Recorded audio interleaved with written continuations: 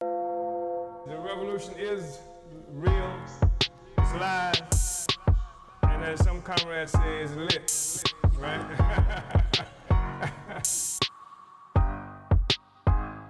Lit.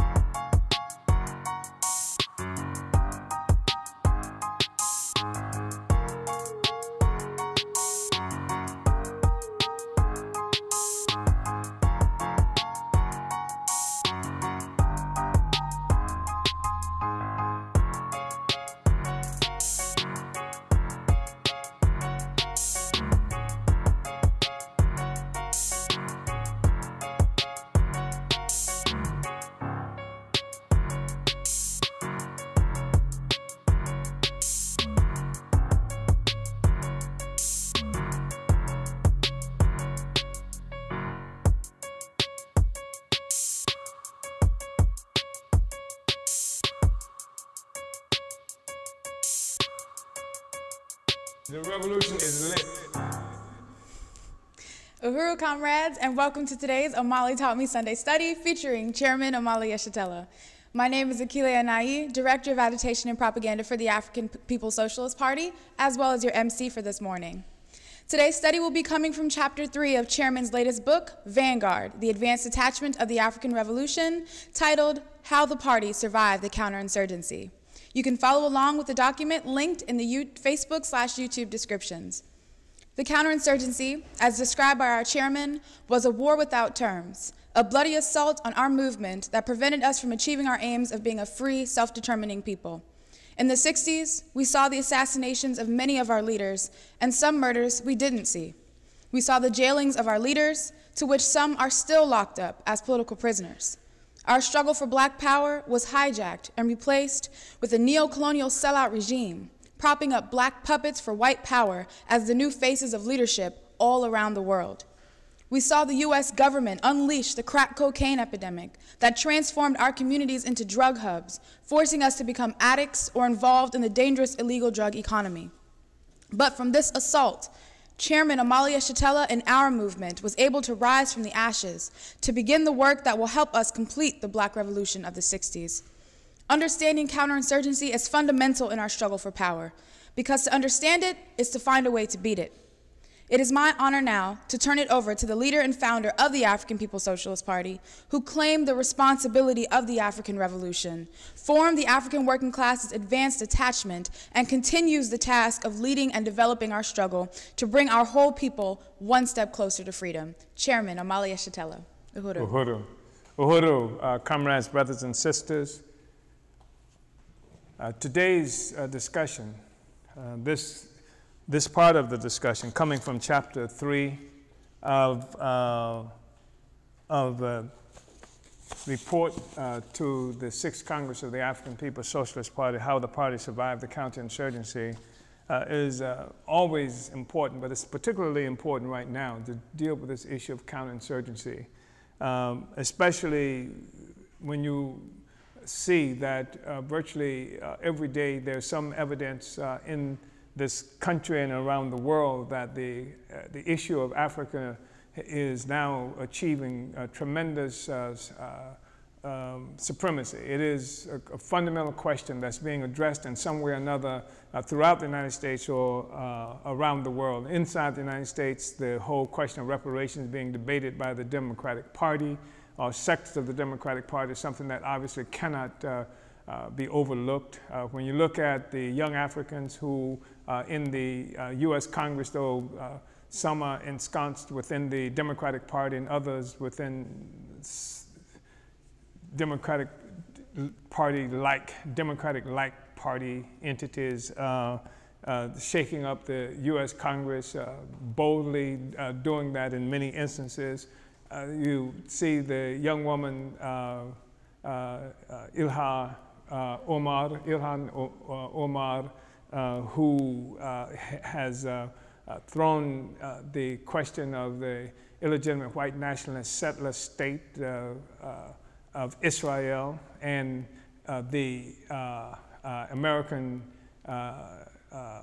what is it called, the American Israeli Political Action Committee, this reactionary entity that influences so much of the politics inside the United States. And you see that this African woman has raised that. She's raising questions of immigration. She's even talked about how Obama was able, a pretty face, able to get away with murder. Although in saying that, she's united with a lot of people who I don't understand about the pretty face part. But the murder thing, he's definitely has been involved in.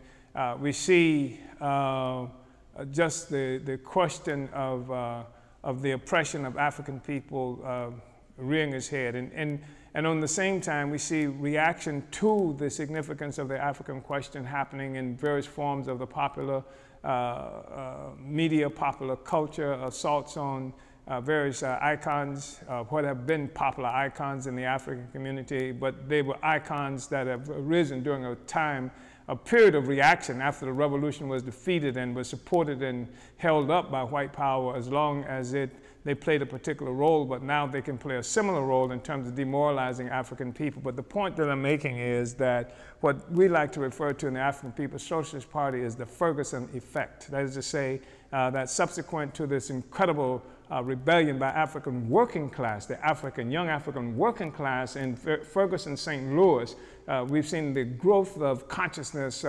among the African population. We've seen the emergence of not only just people who are trying to find solutions, but opportunists and a whole array of forces that's driving the contradictions of imperialism. The center to all of that contradictions, of course, is the oppression of African nations. That's because the world that we live in is one that is characterized primarily by the contradiction between oppressed and oppressor nations. And now the struggle, the issue of oppressed nations reaching the surface, though it's not being characterized in that fashion, that's exactly what we're looking at. And although all kinds of petty bourgeois forces and opportunists are now swimming in this stream and trying to define what we are talking about, it was the African working class right there on Canfield Drive in Ferguson, St. Louis on August 9, 2014 that pushed this all to the surface. And as a consequence, the U.S. government and imperialist powers throughout the world are extremely concerned about how to contain this rising resistance, growing consciousness among African people. And the issue of counterinsurgency is one that also has becomes incredibly more important. The fact is that for the first time in history, certainly in recent history, the first time in history, the African working class has its own revolutionary party, and that's in the form of the African People's Socialist Party.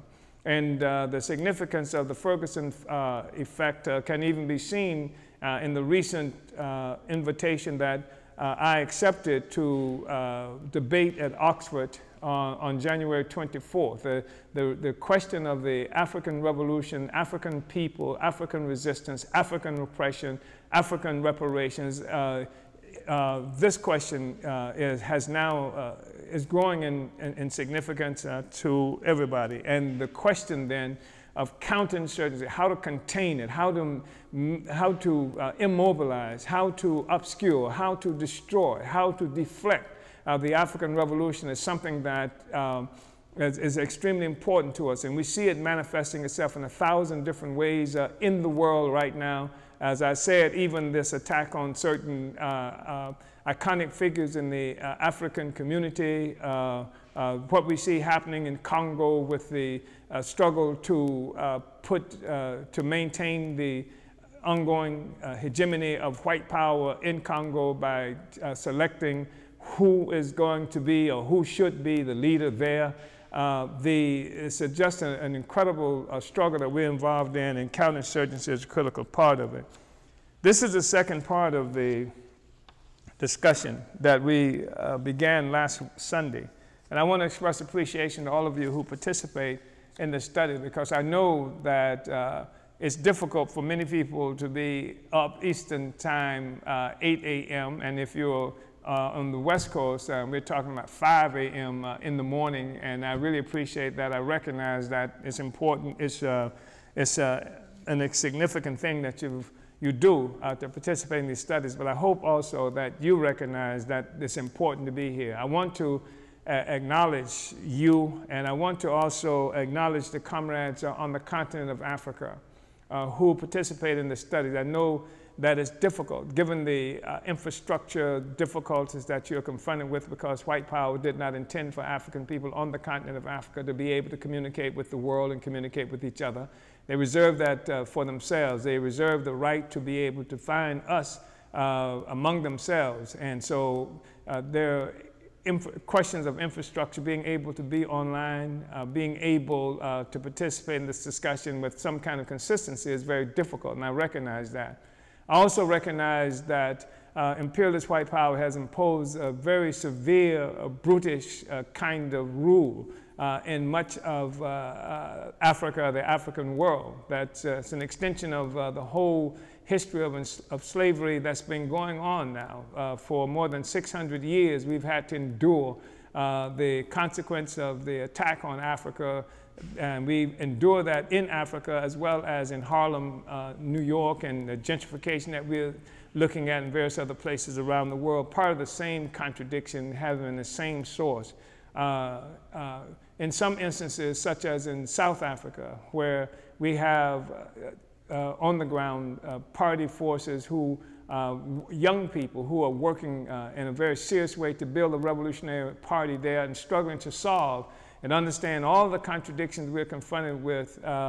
We recognize your difficulties, and we recognize that you're swimming upstream in the sense that up until recently, since 1994, with the assumption that African people are supposed to be free in South Africa, since the demise of formal white power, the formal and direct colonial rule, and its replacement by indirect rule, that is to say, the rule of white power through black faces, that it is, I know that it complicates things for us there. But that's only temporary, because the contradictions are profound there. People are struggling daily in what they call South Africa, demonstrations, mobilizations, people trying to find solutions. And the African People's Socialist Party, we have the solution, and we're the only force with the solution. So despite the fact that there are some difficulties now, I really want to send a special a voice of appreciation and recognition of what it is that you're involved in and the struggles you're involved in. And I call on all the other Africans around the world to be able to express an appreciation for that. Mkask in Kenya, who has been there trying to take up the mantle of Dedan Kimathi, who fought against the British profoundly, not just the British, but the reactionary neo-colonial forces there in Kenya, who raised the slogan Uhuru, that we carry to this day in the process of trying to complete the revolution that he himself played such a major role in dealing with. Mkask, you have a similar situation, I know, that the comrades in South Africa confronted with, because the revolution is supposed to be over. The neo-colonial, chief neo-colonial puppet claimed the leadership of the Kenyan Land Freedom Army that was led by Dedan Kimathi, I'm talking about Jomo Kenyatta, that convinced and fooled a lot of us, including people who are part of the Uhuru movement. In fact, at one juncture, we thought the Uhuru came from Jomo Kenyatta, and our newspaper, the Burning Spear, is named for how Jomo Kenyatta was once characterized as the Burning Spear. So we know that you have a difficult task ahead of you, and that but you've done it admirably up to now. And so we just want to express appreciation to the fact that you are there. And last week, part of what we did was we ended after a quote that came from a presentation I made in 1998, that parts of which were captured on recording that was done by Dead Prez, a popular progressive rap group in the United States. And we call it the wolf and the double-edged blade. In that quote, I mentioned how the United States government had created a counterinsurgency program that was called COINTELPRO, the Counterintelligence Program. That's the acronym for. On page 81 of the book we're looking at, the last part of that quote from that presentation goes, quote, "The name of the government's counterinsurgency against the Black Revolution was COINTELPRO, short for Counterintelligence Program. COINTELPRO was the program used to assassinate and imprison our leaders and destroy our organizations," unquote. Well, that's only partially correct. The fact is that the COINTELPRO is the most widely known counterinsurgency tool that was used against the African Revolution. The CIA was involved.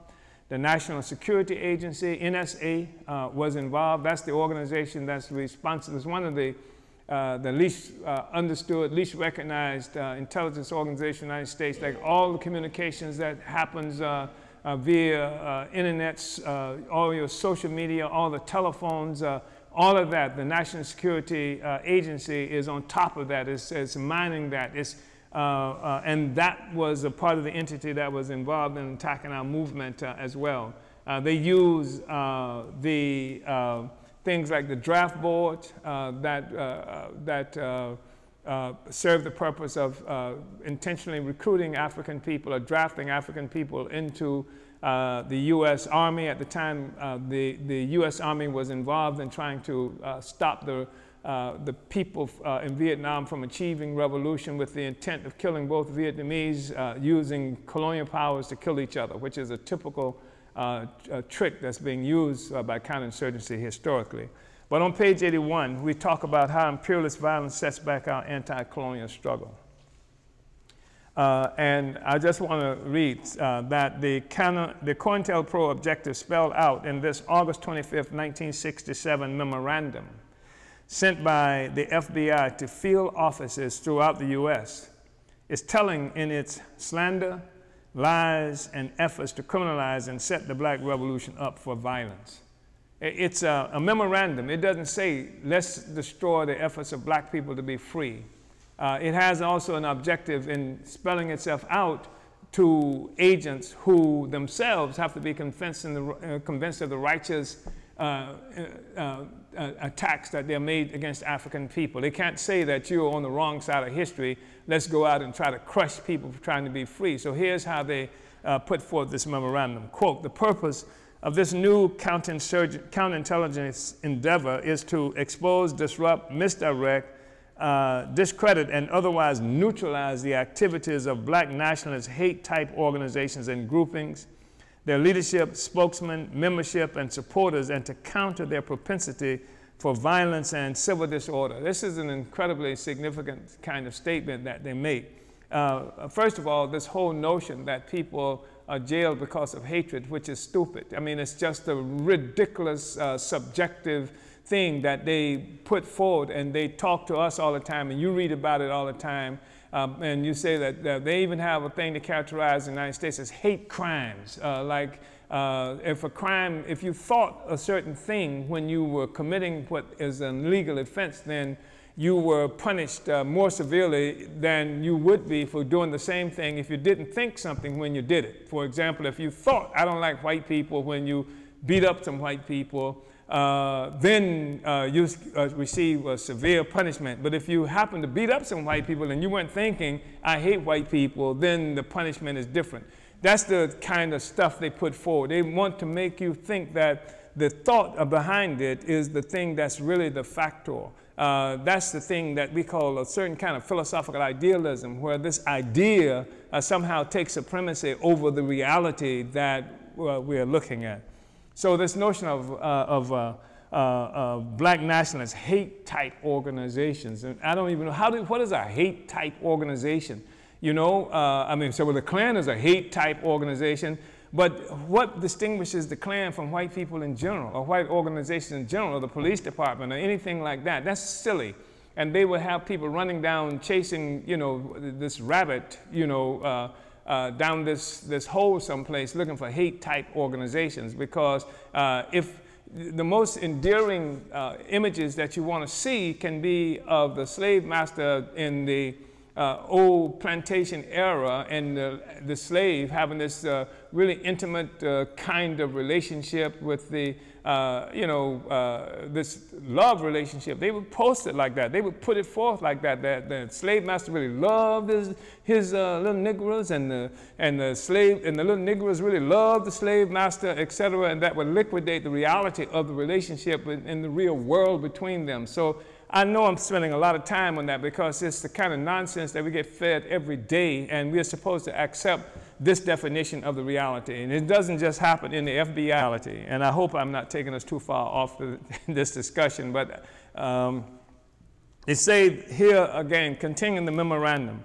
the activities of all such groups of intelligence interest to the Bureau must be followed on a continuous basis, so we will be in a position to promptly take advantage of all opportunities for counterintelligence and inspire action in instances where circumstances warrant. The pernicious background of such groups, their duplicity and devious maneuvers must be exposed to public scrutiny, where such publicity will have a neutralizing effect. Didn't say when they're robbing banks or shooting people or something like that. They said whenever you have this idea about them, whenever anything that they're trying to do of their existence, in fact, is a problem.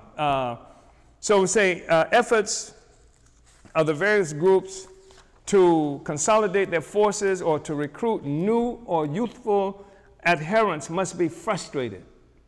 No opportunity should be missed to explore through counterintelligence techniques the organizational and personal conflicts of the leadership of the groups, and where possible, an effort should be made to capitalize upon existing conflicts between competing black nationalist organizations. When an opportunity, and this is one of the reasons why it's so important for us to act and function in a very principled way, even if we have differences and disagreements with forces, that to put the political question out there first, raise the political question, raise the political contradiction, do not be drawn into some nonsensical kinds of conflict that the government in most instances is responsible for creating in the first place, and then after having done so, capitalizing on. When an opportunity is apparent to disrupt or neutralize black nationalist hate-type organizations through the cooperation of established local news media contacts, or through such contact with sources available to the seat of government, which was the office of the headquarters of the FBI, in every instance, careful attention must be given to the proposal to ensure the targeted group is disrupted, ridiculed, or discredited through the publicity and not merely publicized. Now, all the media have access to this, and they've always had access to it since it came out. But none of the media, in reporting about anything that we were involved in, anything that's happening in the world, will say that, hey, the government has a program that's designed to have us function in partnership with it in order to discredit forces out there. There's no instance of self-reflection by the media to make sure that they are not carrying out this task that's been established by the government. All the media are aware of it. We have actually, I have been in the process of an interview in the JOMO headquarters in the 1960s, and the guy who was doing the interview from the Tampa Bay St. Petersburg Times, then now known as the Tampa Bay Times, they changed the names after every now and then to make sure to try to confuse people. But this guy is sitting in a table, and we were a poor organization. He was sitting in a chair. I don't know if Chimamanda was there. Remember this? He was sitting in the chair, and the chair collapsed under him. When the chair fell, a big gun fell out of his pocket and went spinning across the room, and all of us watching this gun, and this is the guy who's a reporter.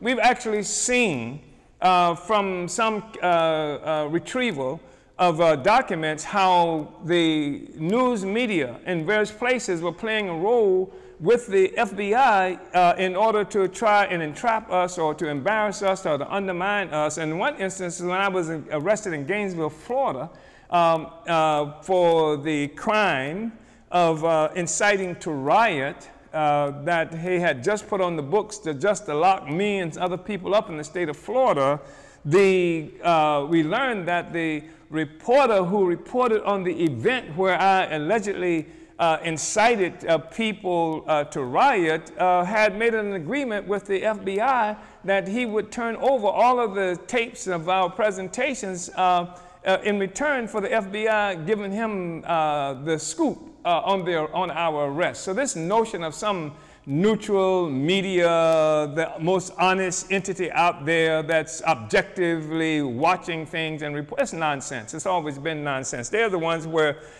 in the old days when African would escape, all of the notices of an escaped African and named John, who you can recognize because 3 of his fingers are missing for punishment of having escaped 2 other times before, something to this effect. That was in the local media. That was in the bourgeois media. It hasn't changed a bit in terms of its relationship to it, but it was a part of a concerted effort by the government to make sure that they undermined us. So I think that's really important. So if you can't read anything positive about the revolution, it's because part of it, the reason is, although you don't have to have a special relationship like what the FBI is talking about here, the government, the media are just like corporations, any other corporation in this country.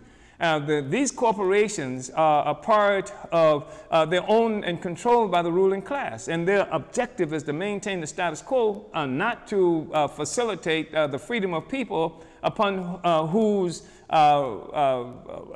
oppression and enslavement their whole success depends. The political structure, this is beginning, the political structure within which the U.S. domestic anti-colonial struggle was being waged came under siege. In the mid-60s, the Student Nonviolent Coordinating Committee, SNCC, briefly became the center of anti-colonial resistance within the U.S. In the meantime, with the rise of African national consciousness and the African working class-led movement, other anti-colonial organizations began an outright challenge to confining the African struggle to civil rights or rights within the colonial capitalist system. Among these were the junta militant organizations, JOMO, and the Black Panther Party, the African People's Party, and the Provisional Government of the Republic of New Africa were others. These organizations and the Revolutionary Action Movement, RAM, were influenced ideologically by Malcolm X, who had left the original Nation of Islam in a split that divided that group between religious obscurantists, philosophical idealists, and the growing materialist influence, revolutionary ideology and practice being promoted by Malcolm X. The masses of African people were part of the wave of anti-colonial struggle sweeping the planet. The chains of colonial domination were being shattered everywhere. Kenya, Korea, Ghana, Congo, Vietnam, Cuba, Grenada, Algeria, Oakland, California, and St. Petersburg, Florida.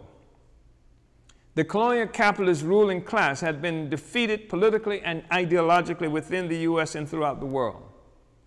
Part of that defeat was to be seen in the creation of independent political organizations. The Pan-Africanist Congress of Azania is an example. But there was also the Kenyan Land and Freedom Army, Mau Mau, Zimbabwe African National Union, Black Panther Party, Student Nonviolent Coordinating Committee, New Jewel Movement of Grenada, JOMO, and African People's Socialist Party. Many others developed in Africa and worldwide. Their main significance lay in the fact that they represented the intention of the colonized to seek solutions for ourselves outside the structures and political and ideological framework of the colonizer.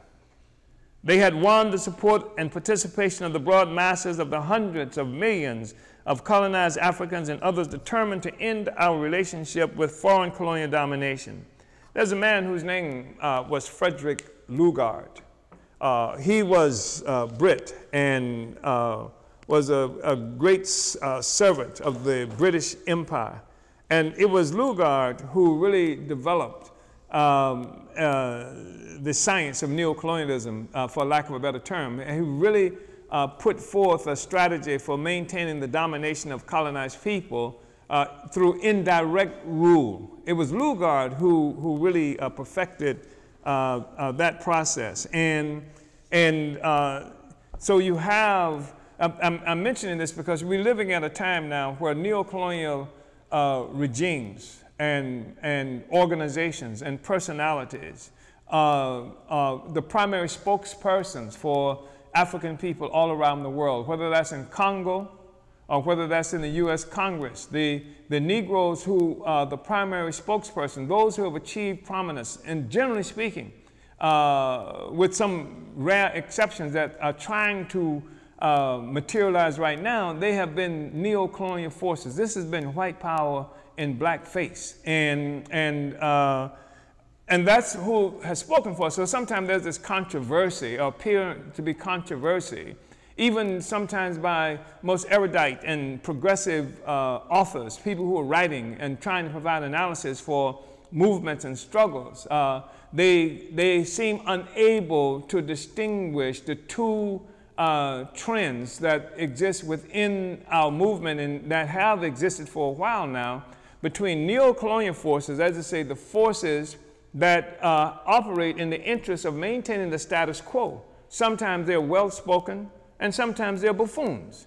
And the revolutionary sector, that entity that's been trying to overturn this relationship of colonialism that's existed. The fact is, it's impossible to deny the relationship of colonialism, the fact that we were brought into this relationship at gunpoint, and it's only through consistent movement, struggle, resistance of the masses of African people that this relationship has had to be modified.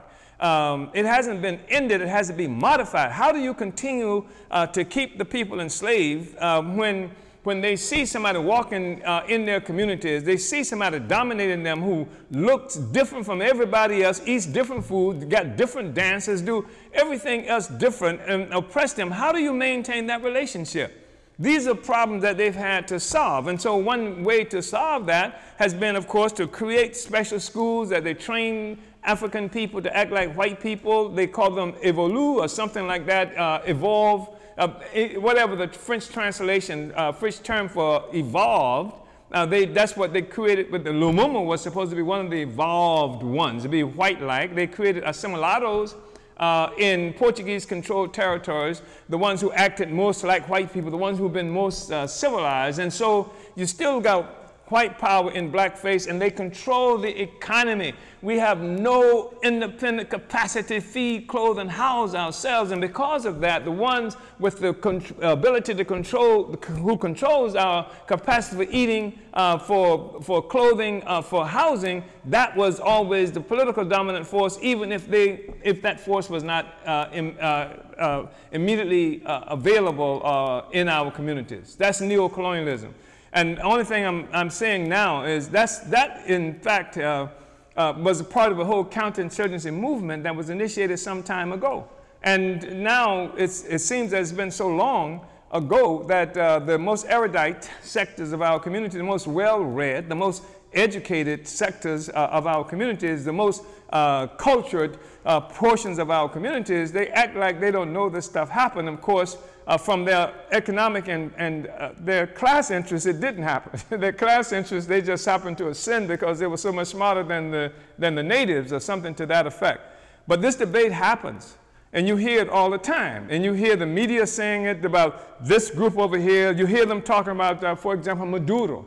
Maduro, you know, who acts less civilized and the government less civilized. You hear them talking about Kim Jong-un in Korea in these negative terms. Like he's not like the other Koreans. He's all of these other things that they act like Korea was never colonized by white people, white power, Japanese, and etc. And then somebody fought against it to try to bring Korea back into the possession of the Korean people. And the U.S. government put every force it could and got all the other white power imperialist forces to prop up these puppets that they put in place in what they call the South, just like they put them in place they call the South in Vietnam. And then the people who were fighting for the total liberation, they've been characterized a certain way. Now we're confused about, first of all, we know the people in the North are always, they're bad in North Korea, bad in North Vietnam, but at the moment where it becomes, the movement gathers more success, then there's this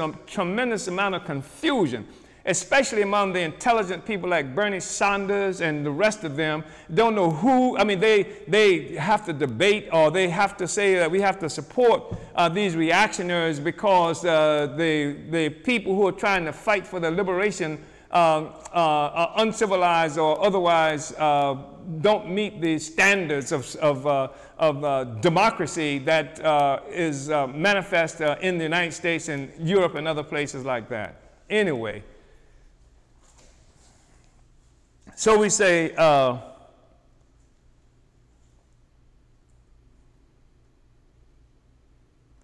comrades, while many of our people have been convinced that our colonial oppression is due to racist whites or the colonizers simply not liking us, the fact is that the entire success of the colonizers, all the wealth, happiness, and democratic rights enjoyed by them require our colonization. That's what really has to be understood. Let me say that while many of our people have been convinced that our colonial oppression is due to so-called racist whites or the colonizer simply not liking us, the fact is that the entire success of the colonizers, all the wealth, happiness, and democratic rights enjoyed by them, I should say require our colonization. Success requires our colonization. In other words, there has always been a material basis for our oppression. There has always been a material basis for our oppression to which the colonial hatred and brutality owe their existence. There is a hatred. But it's because of the material relationship. And it is because every time we strike out for our freedom, it comes at the expense of the colonizer. Little old white grandmothers, little otherwise afflicted white people who might be suffering, what is it called, all kinds of difficulties. All of that, all of the success of all of them require they are based on this material relationship that we have with our oppressor, to colonialism. The colonial capitalist loss of political and ideological authority over our colonized communities, the U.S. government's political and ideological defeat left the colonizer with only one logical response: military attack. Extreme violence. This was true all over the world, but this was especially true within the U.S. Here our movement inside the imperialist centers, the headquarters of human oppression and exploitation, inspired the fighting peoples of the world and presented white power with an existential crisis.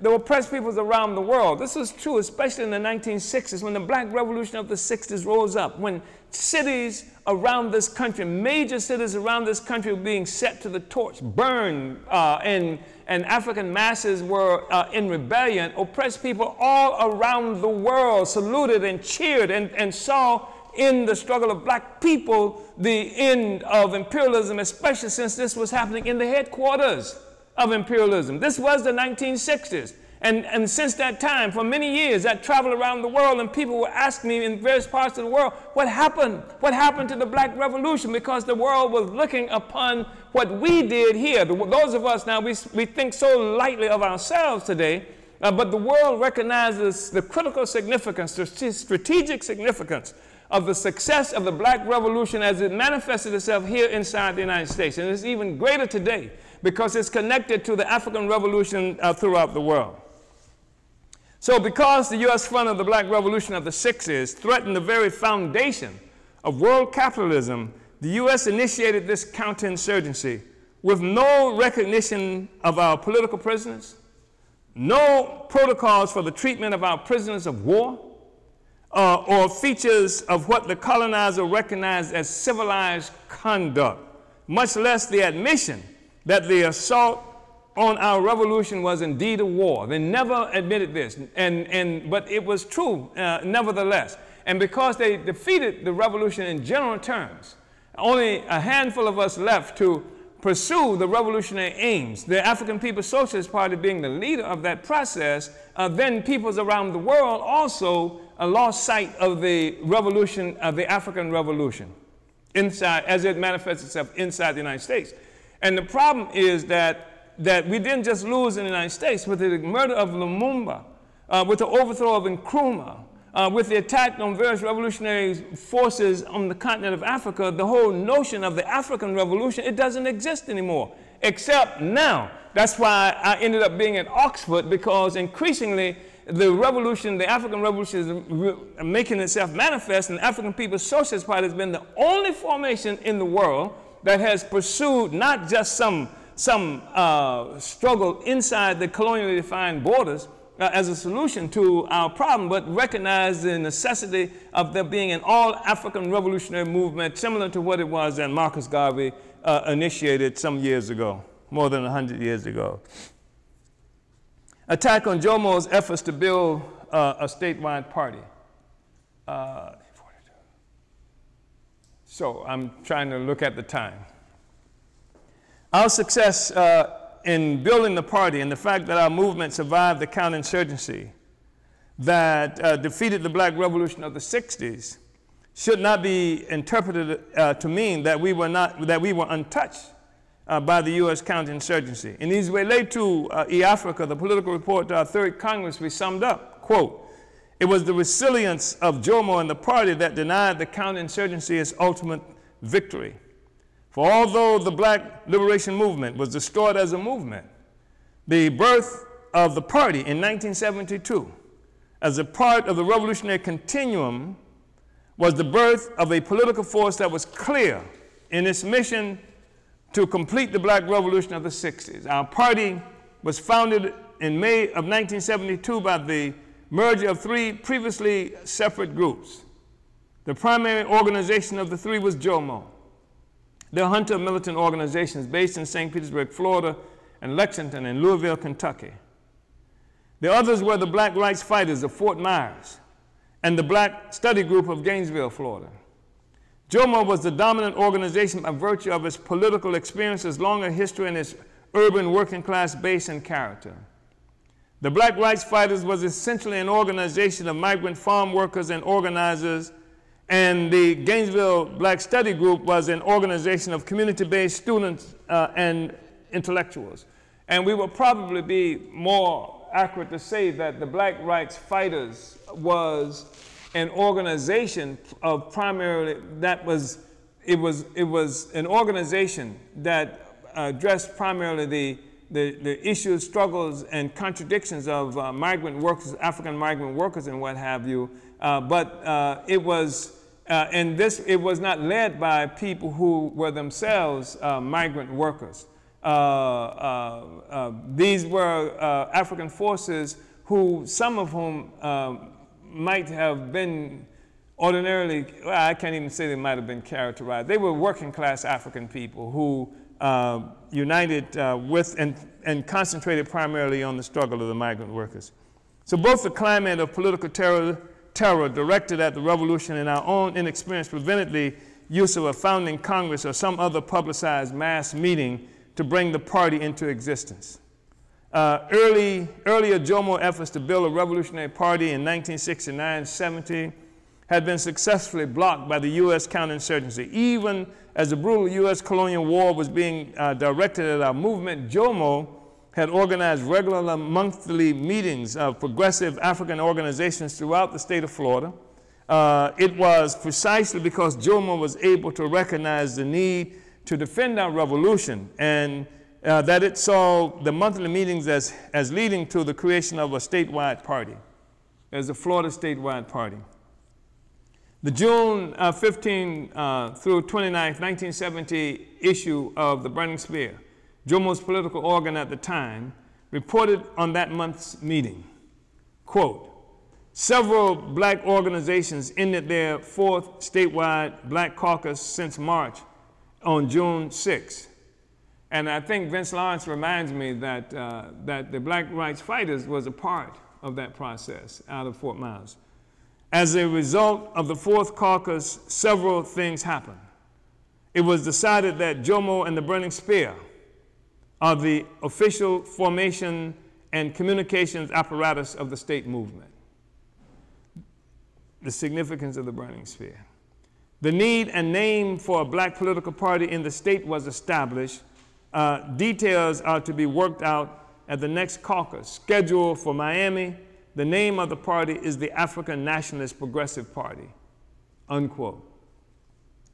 The following long selection from Izwe-Letu Africa is important for what it reveals about the, I think the Izwe-Letu Africa was the political report, I think, to the third Congress, I think it was.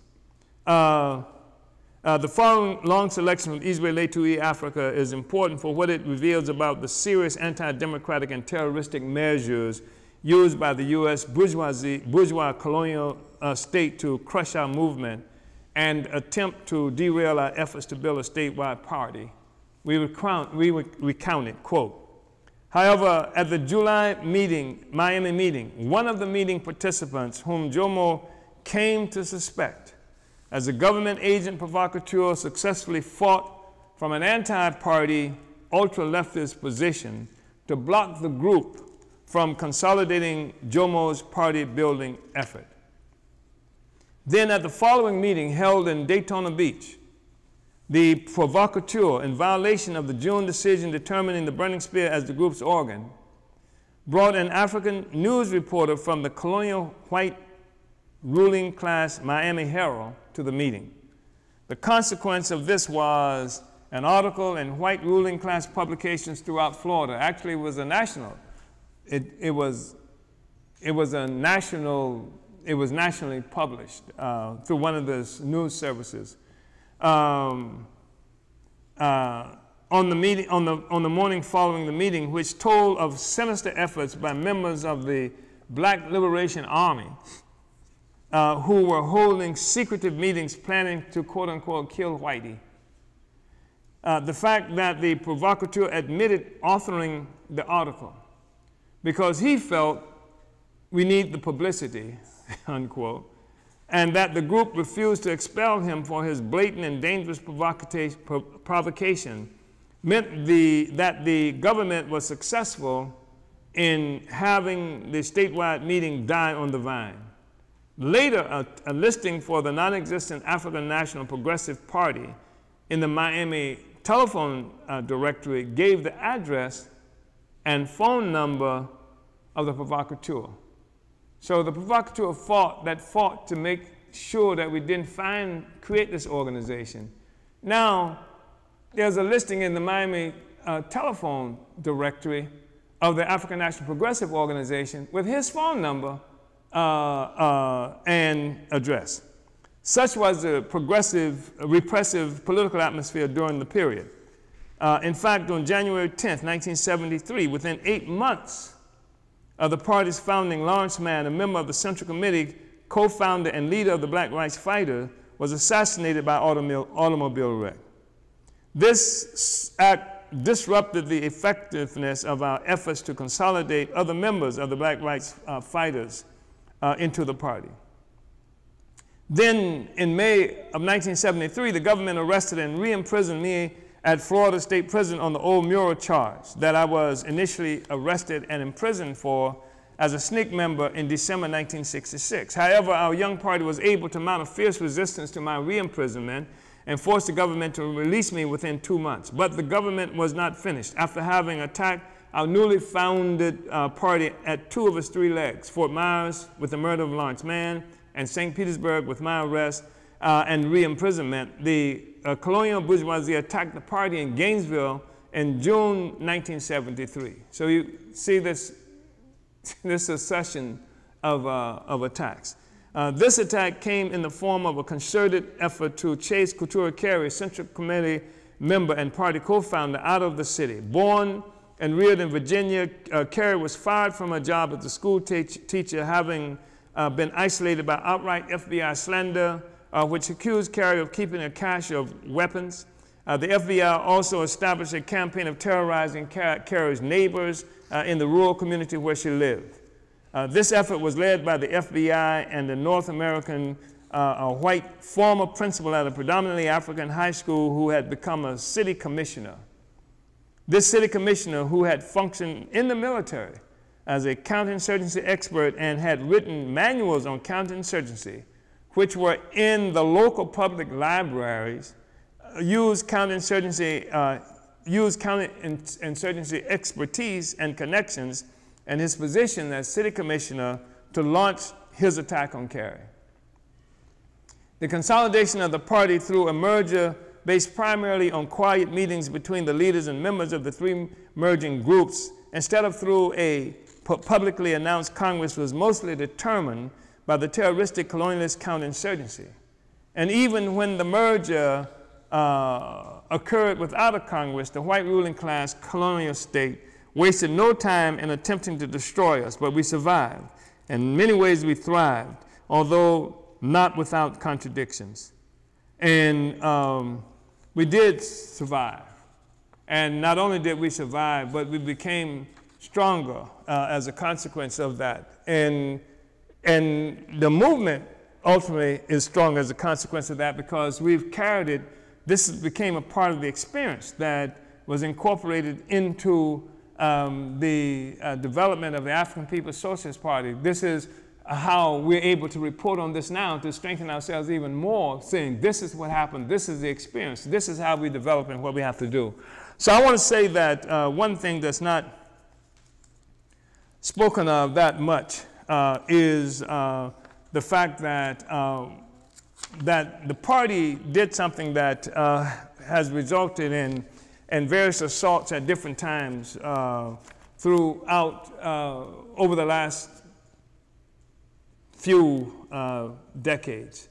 And that is when the movement came under assault, and even the party came under assault, we opened up a new front. As opposed to simply running and cowering, and we did some running, and we did some cowering, I guess. We went to prison, etc. But the thing that really made the difference is that we opened a new front of the struggle inside this country in particular. And that was the African People's Solidarity Committee.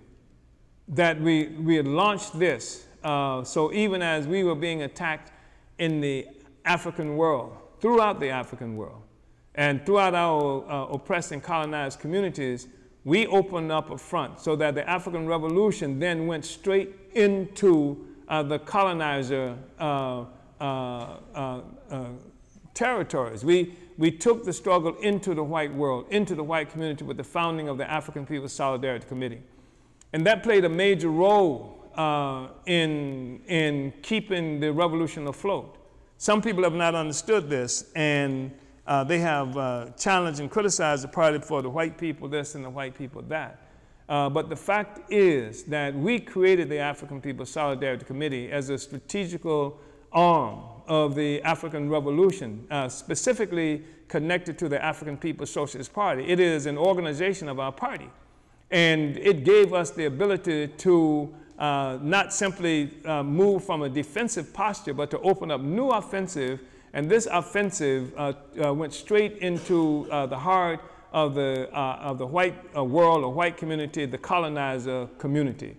And that played a major role in terms of struggling against the counterinsurgency. But make no mistake about it, because this is a struggle that we made and tried to explain over and over again. This is not some assimilationist organization, some integrationist organization. This is the party.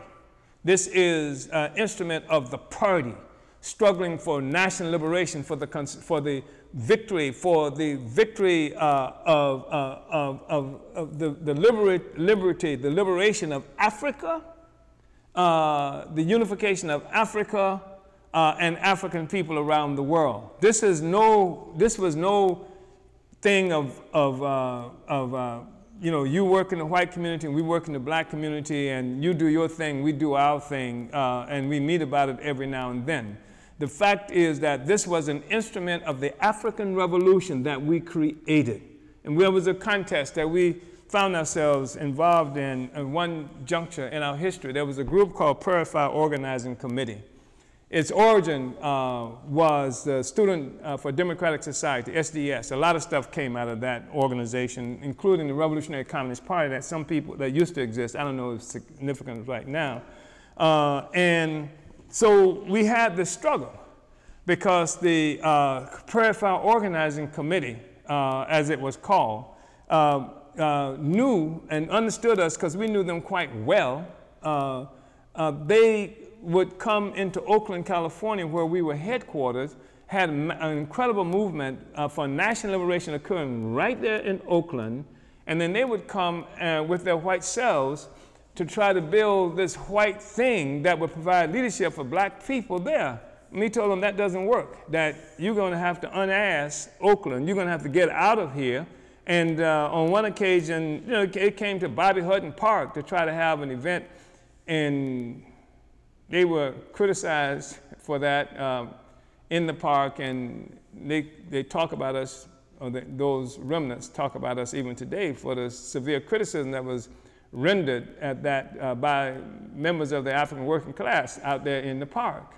But the thing is that they had this relationship with one of the Organization for National Liberation, and we had to meet with the organization, this other National Liberation Organization, and say that this white group cannot do that. And they were saying, well, there's the white group that works with you. I said, yeah, they work under our leadership. And what they do, we accept responsibility for anything they do. The party accepts responsibility for anything they do. Do you accept responsibility for anything that Purify does? There was a deafening silence for a while before they said, no, they can't do that. They can't do that because it's not their organization. It's an organization that gives them money from time to time, et cetera, and purchase some kind of loyalty. That's not the kind of organization APSC was founded as, the kind of organization APSC certainly has become. So, let's see. So, did we deal with the, I want to go to page 90. The U.S. government counterinsurgency imposed deadly drugs on us. Ultimately, the colonial rulers imposed an illegal capitalist drug economy on the colony after denying African participation within the legal capitalist economy. And this is what really has to be understood, that under colonialism, the colonizer, the colonial power, determines what kind of economic activity will occur in the colony, what kind of legal economic activity, I should say. There has always been illegal economic activity. And this hasn't just been drugs. I mean, the so-called underground economy that we've created in order to survive despite what white power has imposed on people, selling goods out of the trunks of their cars that go from neighborhood to neighborhood. We've always had to do that. That was illegal. The police would take your stuff and sometimes put you in jail. The guys with the duffel bags filled with CDs and CD, what is it? CDs and what is that? Yeah, and so, that's illegal. So that has always happened because the colonizer determines what kind of economic activity. It determines whether the colonized people will be able to have work, certainly outside of the colony and things like that. That's one of the dangerous things that happened with the so-called desegregation movement because, and the whole issue of segregation is something we should understand too, because they've taken this question of segregation. They say that if you're fighting for independence, then you're a segregationist, that you're trying to do what the white man did to us. No, no, no, no, no, no. Segregation is what somebody else imposes on you. You understand? Segregation is imposed on us from the outside. Liberation is something that we impose on the segregationists and on those who would try to maintain our colonial relationship. That needs to be understood because that happens to us all the time.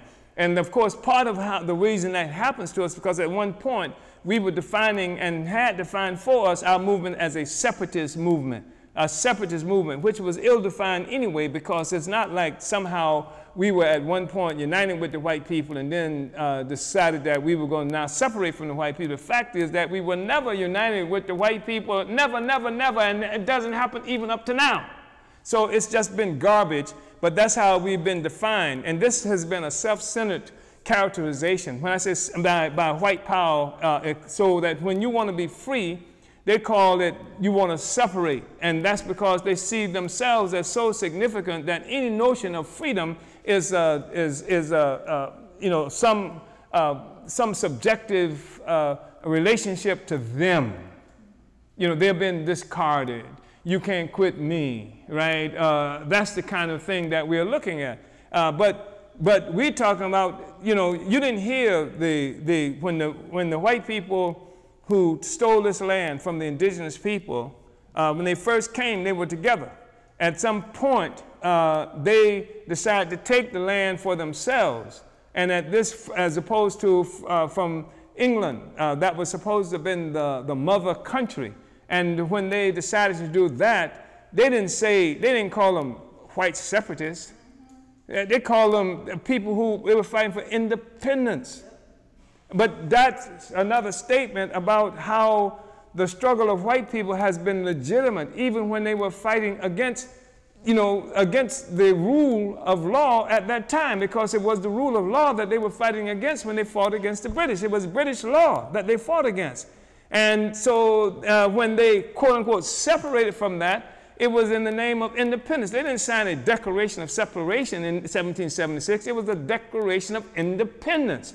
So it was not about you, white man. It's about us. We want to be independent. We must be independent, and that's something that we have to really come to terms with. And it takes us back to even the beginning of this discussion in terms of how things will be defined for us in a way that actually undermines what it is that we're fighting for, and we can end up as colonized people hating the efforts that we're involved in because you're fighting against, your struggle is filled with hatred. And that's what a struggle for independence is now characterized as hatred. It's characterized as hatred because the manifestation of oppression against African people was made by people who indeed come to hate us because of the what? The material relationships and benefit they had from this thing. So anyway, that's part of what it is that we are dealing with. So after the rebellions of the 60s swept U.S. cities, urban African communities throughout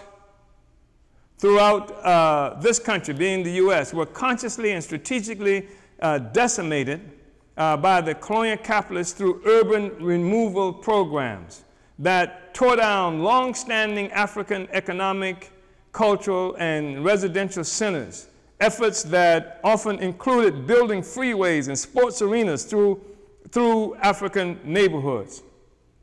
This is an anti-colonial, this is a colonial offensive that's made. It keeps us always on the back foot.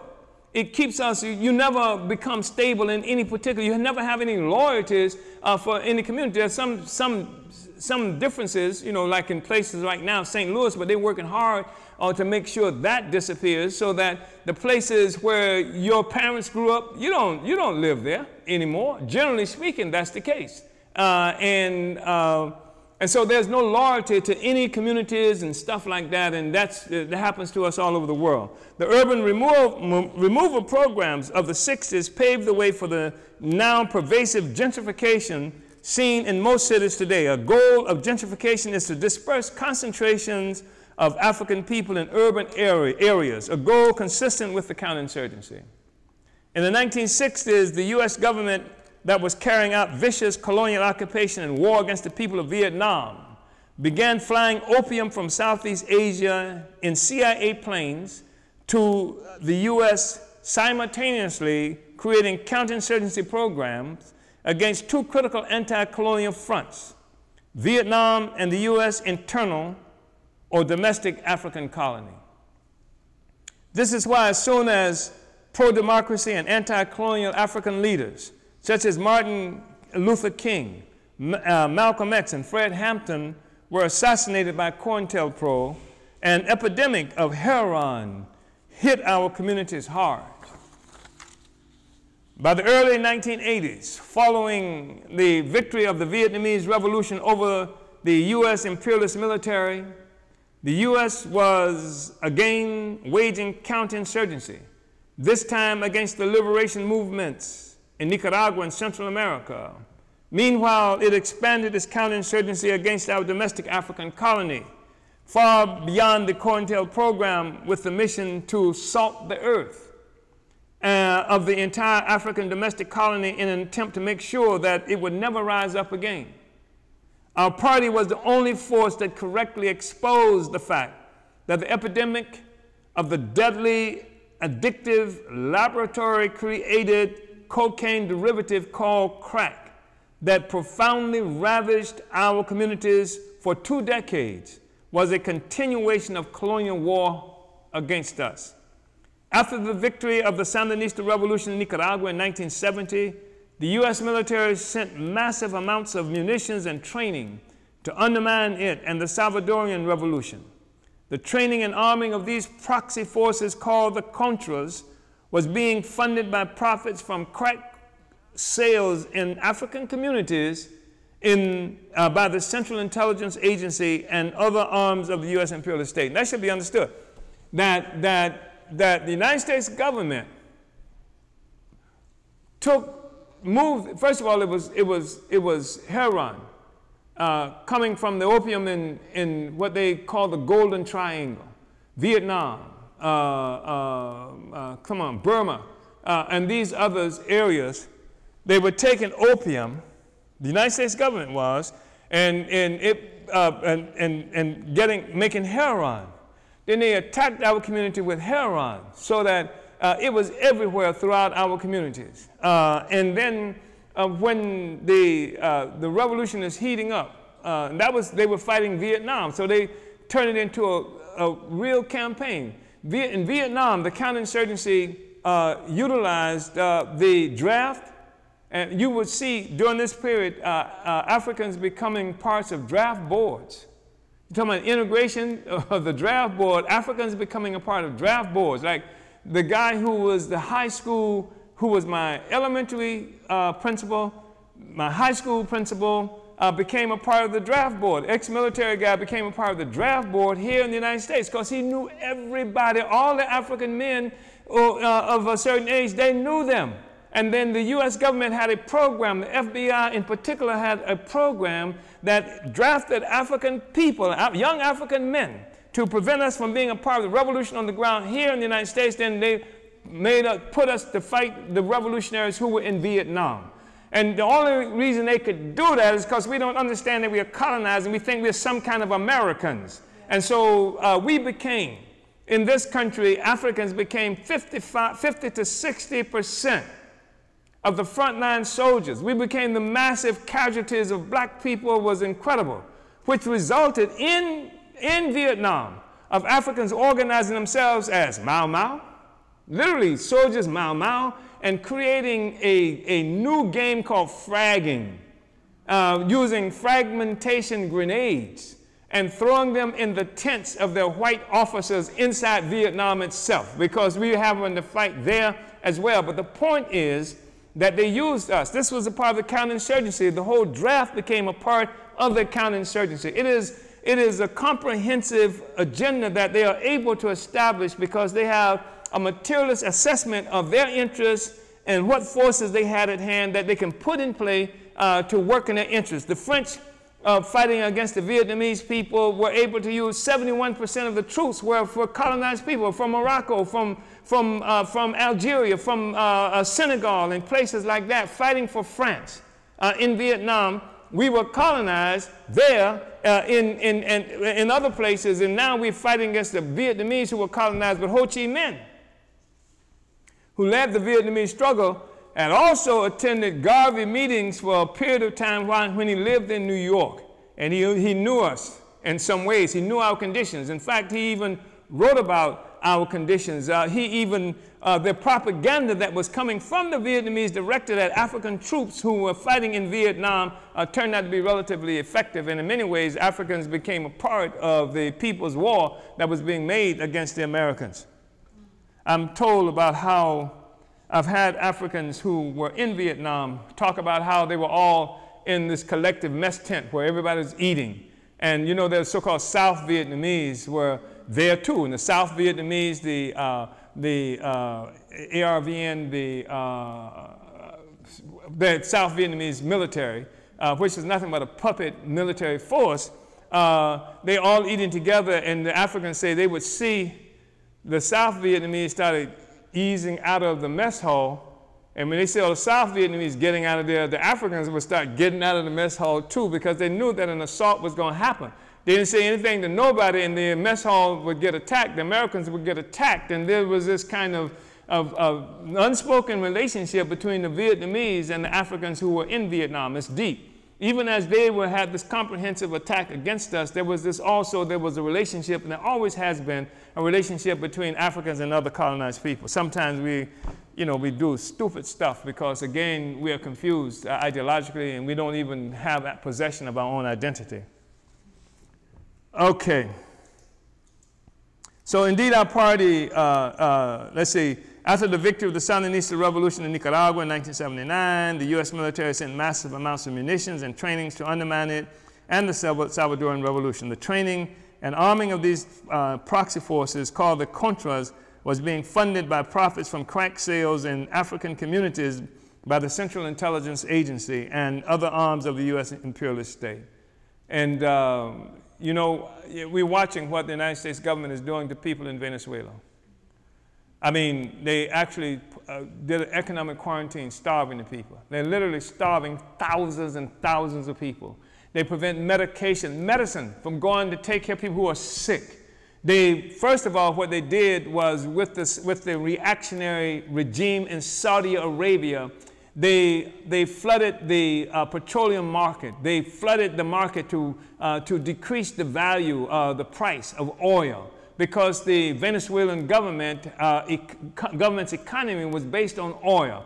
The economy of Iran, oil. The economy of Russia, oil. And so in an attack on both Russia, Iran, and Venezuela, the collaboration is Saudi government, which was the creation of British imperialism in the first place. They flooded the market so that the price of oil would plummet.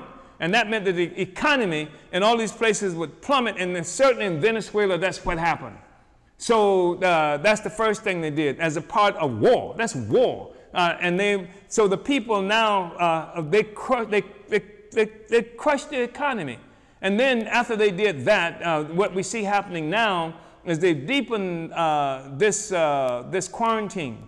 So that all resources are prevented, and then what they've done is they steal the people's money. That the Venezuelans have the money, resources are tied up in these American-controlled financial institutions, banks and stuff. So the Americans have access to it. They steal it. They say, we're taking it. They just took it, and we're going to give it to this person who we say is now the government. That's the most obvious, overt kind of neocolonial terror that you can see. And the British did the same thing. And they're saying, they're saying this is mismanagement of the socialist government of Maduro that's causing starvation of the people. Now what they've done is they're crushing the whole electrical grid. They brought down the electrical grid so there's no power. For 2 days, more people are dying. In hospitals where they don't have access to electricity, the economy is being crushed because they can't run plants and factories and stuff like that as a consequence of the United States government is doing. Then the United States government says, see, this is what socialism is. This is corruption of the Venezuelan government. In fact, the Venezuelan government kicked out the corruption. And they hate that. They want corrupt people that they can control, etc., and they were not able to do it. But that's counterinsurgency. And I'm mentioning this because they put drugs in your community, Africans. They put dope in your community. That's killed so many people. All the gangs and stuff like you see fighting for turf in the communities when white power makes sure that they couldn't get a job. In the legal capitalist economy, they put an illegal capitalist economy inside our community that does nothing but wreak havoc. So you had the war all going on, then you had people who are now addicted. This feeds into the American economy. There is no black economy in this country where you saw the drug profits creating banks, stock markets, car industries, or anything like that. That money went straight into the American economy. It fed the American economy at a difficult time for the American economy itself. It was like an involuntary tax that was imposed on the poorest sector of the African population to pump money back into the economy. So there is nothing that they will not do. But if you're stupid enough to be running around talking about my struggle is to make white people like me, I'm fighting against racism, then you will be forever trapped here. That's why we have a better understanding of colonialism, and we also understand it's not just colonialism in terms of national oppression, but it's the class exploitation at the bottom of it, at the root of it in terms of African population. It's the African working class and poor peasantry that bear the brunt of this entire thing, upon which the entire capitalist, colonialist empire rests. That's the thing that we uncover. Indeed, our party educated Gary Webb, a reporter of the San Jose Mercury News, who used his position to expose that the United States government was responsible for crack cocaine in our communities. San Jose is a part of the greater Bay Area of Northern California, where for years our base at the Uhuru House in Oakland, from our base at the Uhuru House in Oakland, we led marches and campaigns exposing, quote, the White House is the rock house and Uncle Sam is the pusher man, unquote. I think that's really important for us to understand that we did that. And we've, recently I think posted some video of a presentation that I made in San Jose San Jose University, University San Jose, where, the same city for the San Jose Mercury News, raising what the CIA was doing. And of course, Gary Webb comes from San Jose, and he writes this, thing about this series. They killed him, by the way. They ended up killing Webb, forcing him into, the worst kind of slander. Such a vicious assault was made on this white guy that he ended up allegedly committing suicide. In 1994, I was invited by African students to speak at San Jose University, where I responded to some doubting students, quote, are you saying you don't believe that the U.S. government would actually put drugs in the black community? I would tell you this is the government that did slavery. If it did slavery, it would do anything. They, the Contras, would be at Hull's ranch to receive weapons coming in airplanes. Hull was a CIA agent that had dual citizenship in the United States and in Costa Rica.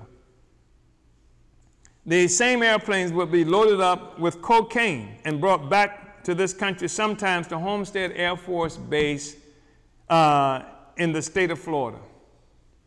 This is in congressional records. The Tower Commission talked about this. Was Tower the name of the guy? Tower? Okay. They don't say what happened to the cocaine after that, but they didn't keep it at Homestead Air Force Base. I want to tell you it's in San Jose, Oakland, California, Tampa, Florida, and the rest of it, unquote. In 1996, Webb published a lengthy, well-documented article in the Mercury News that later became the book Dark Alliance, the CIA, the Contras, and the crack cocaine epidemic, which exposed the fact that the U.S. government did indeed impose crack cocaine into African communities and funnel millions of dollars of drug profits to the CIA black Contras. I'm going to go to page 94 now. You should read all of this. This is important. You know, you should read it all. Sometimes we don't. I mean, I know this is the era. I'm told that you have to put stuff on social media that people can read in 10 seconds, or you can forget it. You know, they're not going to do it. So, but I really encourage everybody to read this, and that party organizations should even do studies on this, organized studies and discussions around this. This is really important. On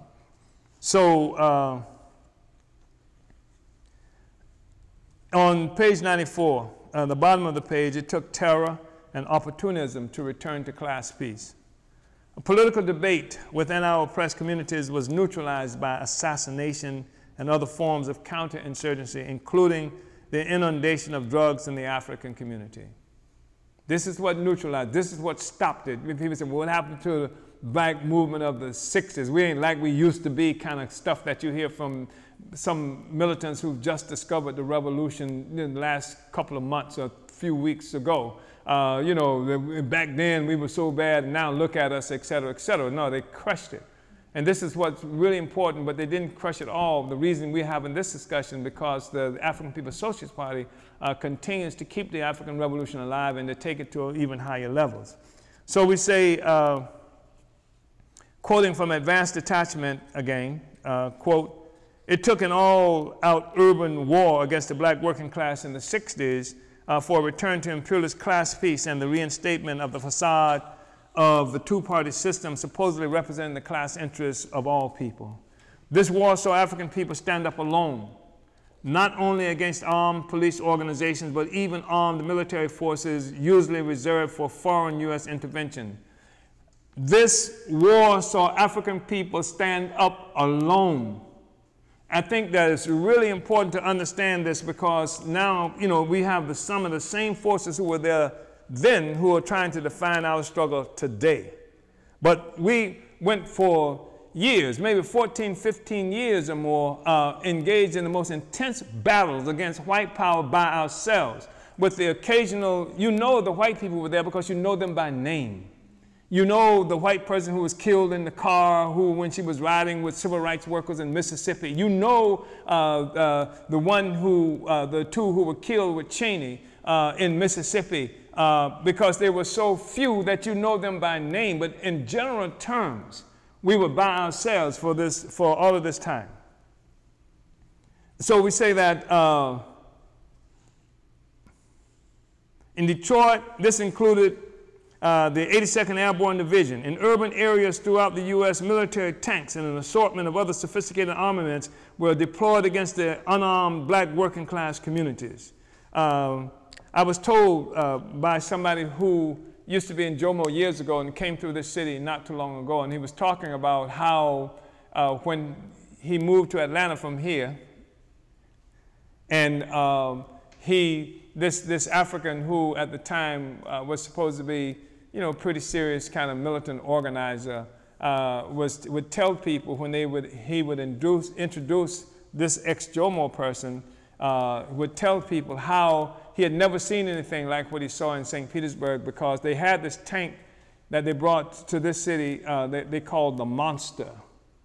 And he talked about how when the tank was rolling through, they had these portals through which they shot tear gas out on the communities, and how Africans jumped on top of the tank and stopped at the portal so that the tear gas was coming inside the tank instead of going out the tank, and it was going crazy and stuff, and then they were crawling out of the tank, and then people were stoning them with bricks and stuff. And there was in the St. Pete Times this picture of these guys trying to wipe the tear gas out of their eyes. But tanks, I mean, so people just discovered tanks, right?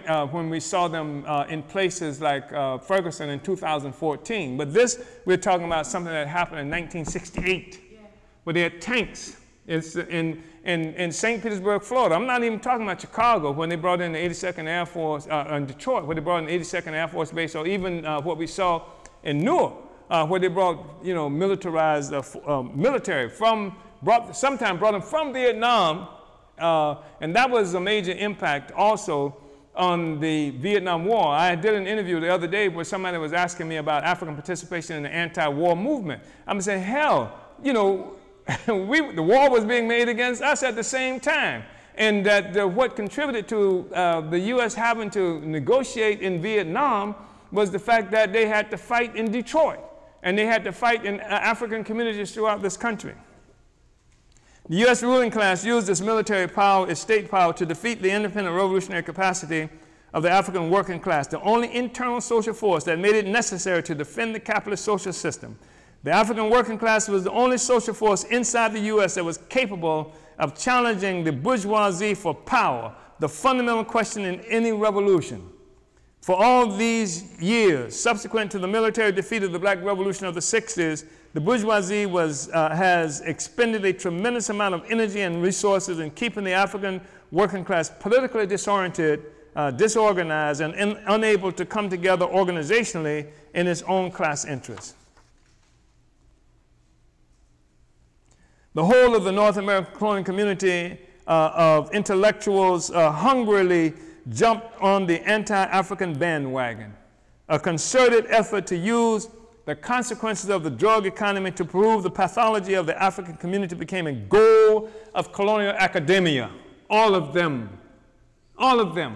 Here you have these highly educated, erudite people who have access to all kinds of information. They knew what was happening to us. They are the ones who created the bell curve and all of this other stuff to prove the stupidity and ignorance of African people. They are the ones who proved that, that drugs and somehow our involvement in drugs was what was bringing the downfall of the African community. They even influenced certain black nationalist organizations to jump on the bandwagon about lawlessness in the black community, etc. If there was lawlessness in the black community, it's a good thing. When there is law in the black community, whose law is it? It's the colonial law. When you talk about lawlessness, you're talking about the ineffectiveness of the colonial power to control the African community. So you're not saying something when you're negating black people when you say there's lawlessness. It means that the slave master has lost his grip on the situation. The question now becomes, what does a slave do? To replace that.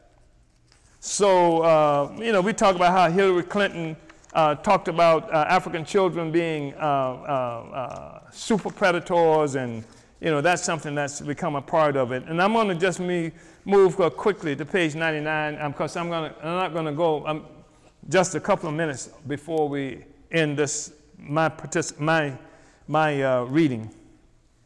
So at the bottom of page 99, Neocolonialism, key to the success of the counterinsurgency. Kwame Nkrumah, the first president of independent Ghana, introduced the term neocolonialism to the world. In his 1965 book, Neocolonialism, The Last Stage of Imperialism, Nkrumah wrote, "Neocolonialism is also the worst form of imperialism. For those who practice it, it means power without responsibility. And for those who suffer from it, it means exploitation without redress." That's what you're hearing when you see the people get shot down the streets and they go to court, and people can shoot you down and say, well, I thought it was a gun, it was just keys. This power without responsibility. That's colonialism. That's how it functions. And now you got neocolonialism. In the days of old-fashioned colonialism, the imperial power had at least to explain and justify at home, right? So what the British did inside Ghana, at least there was something that they had to justify in England, what they were doing. In the colony, those who served the ruling imperial power could at least look to its protection against any violent move by their opponents. With neocolonialism, neither is the case, unquote. While we don't necessarily agree with this statement, it does not get at the heart of the critical fact that neocolonialism is carried out by the African petty bourgeoisie. That's who does it. And people talking about, you know, black people just can't get it together and black people do. No, no, that's the neo-colonial forces. That's the petty bourgeoisie. That's the petty bourgeoisie that we're looking at. As we explained in the political report, the 6th Congress of the African People's Socialist Party, an uneasy equilibrium, the African Revolution versus parasitic capitalism, quote, our party has been able to advance the understanding of neocolonialism, giving it a class character and identifying the African petty bourgeoisie as the social base from which it springs. And it's extremely important because people will fight to the death saying there's no class issue in the African community. But the fact is that all the Africans do not become neo-colonial forces. They do not benefit. They don't have this particular relationship. The relationship that we are talking about, Africans in general catch hell. But there's a certain sector of the African population that has a particular relationship with the colonial capitalist powers, and that they can exercise authority and control over the rest of us for it. That is a class contradiction that has been imposed on our community from the outside. So, throughout the world, when the movement for liberation grew to an extent that masses rose up with the blood-curdling cry of kill the white man, or kill the police, if you will, it became no longer tenable for white power to exercise its rule directly. In fact, indirect rule, neocolonialism, white power, and blackface became necessary. The mass struggle for liberation necessitated an obvious transfer of political power from the white colonizer to the black colonized. This serves to obscure the fact that the white colonizer continues to dominate the colonized through control of the economy and hence control of the politics of the colonized. Neocolonialism is a concept anyway. The point is that that's what you heard out of Ferguson, isn't it? There are only X numbers of black policemen that's control of the people, so let's get more black cops. And what do more black cops do except to obscure the relationship that exists between the colonizer and the colonized by putting white power in a black face? Same uniform, same policies, same territories that they dominate, etc. Nothing has changed at all. Same laws that's being enforced. Nothing has changed at all except the face now of the oppressor. So, comrades, I'm going to stop here so that we can spend some time, hopefully with some discussion, because as you know, we're going to have about 40 minutes of announcements that follow this as well. Please, comrades, you must read this. This is a really important chapter.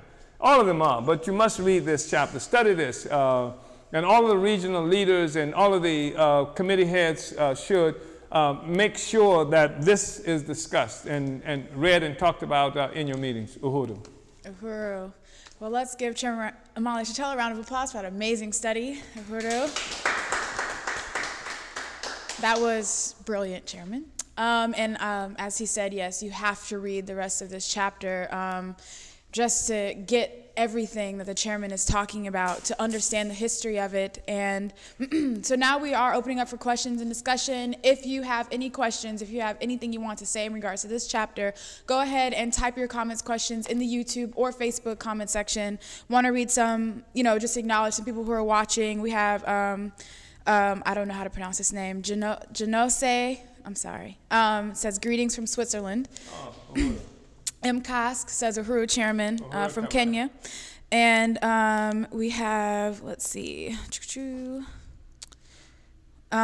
So one question came earlier in the study well, I guess it was kind of laid out as well already. But it was from Devin Ray from Arkansas, was asking what are the objectives, goals of the Uhuru movement? So I don't know if you want to. Well, the fundamental aim of our movement is the total, unconditional liberation and unification of Africa and African people around the world under the leadership of the African working class. But it's more than just a statement. If you will go to our websites, and if you will even continue participating in these studies enough, you will see that for us, a theory, an ideology, a philosophy is nothing if it cannot be implemented in the world. And the fact that MCAS from Kenya just expressed the fact that she's on here is an indication that ours is a worldwide movement. It's not just something that we're talking about, that's some practice that we're involved in. And if you look at our sites, you will see that actual programs for building self-determination. In fact, one of the most recent campaigns one of the campaigns we're in the process of initiating now is an actual internal bank. I say internal, it's a bank right now that's incipient. It's within the Uhuru movement that we expect to see representing itself throughout the African world. So that's what it is that we're about. And I want to just say that you mentioned MCAS from Kenya, who plays an extraordinarily important role. And I don't know how much she is able to recognize the significance of what it is she does. Because with the death of Dedan Kimathi in Kenya, the Kenyan Land and Freedom Army, led by Dedan Kimathi, from the late 40s into the 50s, was one of the most incredible revolutionary movements. It is the thing that prompted, perhaps more than any other act on the continent of Africa, the rush to neo-colonial solutions. Because the British killed something like 300,000 African people in Kenya who were fighting for freedom, for independence. And when the Kenyan model is something that is used, the Kenyan neo-colonial model is used around the world. When they killed Kimathi and they crushed what was called the Mau Mau, Kenyan Land Freedom Army, they elevated neo-colonial forces like Jomo Kenyatta. His son is now the president of Kenya. And Jomo Kenyatta was a reformist militant in the 1950s. He attended some of the Pan-Africanist Congress of back in the day and what have you. But he was a reformist. But at this time, the bourgeoisie did not tolerate, the colonial bourgeoisie didn't even tolerate reformists. So they put him in jail. And Jesse Jackson might have been to jail a couple times, I don't know. But I know reformists, they do that with reformists under certain circumstances. Then when the revolution heats up, then they will kill the revolutionaries and then let the reformists out who've gained some kind of notoriety among the people because they were reformists and went to jail, and then call them the leaders. They did that in Kenya.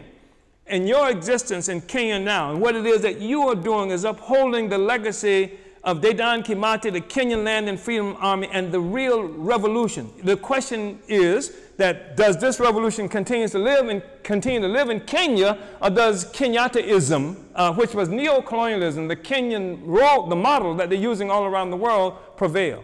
And we say that the revolution has to prevail in the form of the African People's Socialist Party right there on the ground in Kenya. Uhuru. Uhuru. This is from Comrade Abdullah, says, Uhuru Chairman, we appreciate you being bold and courageous enough to teach the truth. We cannot get this teaching anywhere else.